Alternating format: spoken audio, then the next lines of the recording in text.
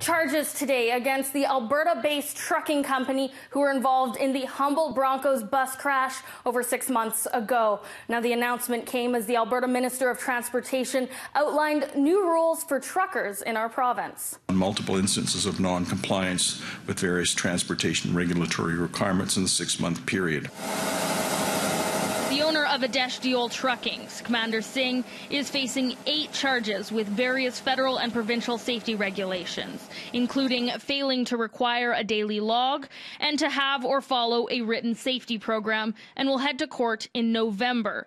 These charges are separate from the criminal charges against driver Jaskirat Singh Sidhu, who was driving the semi-trailer involved in the April crash that killed 16. Sidhu is set back in court later this month. Wednesday, Alberta's transportation minister saying the Humboldt Broncos tragedy accelerated changes to rules for new drivers. The president at Humboldt really brought into focus the importance of making sure that people who operate large vehicles on our highways are fully trained and competent to do the job, and that the vehicles and the operation of the companies themselves is of the highest standard. Starting in the spring, mandatory training for new Class 1 and Class 2 commercial drivers. The curriculum for this is still being developed.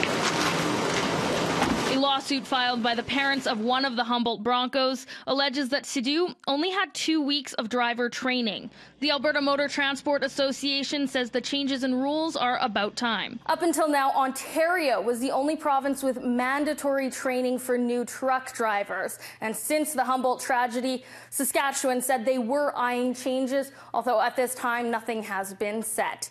In Edmonton, Carly Robinson, City News.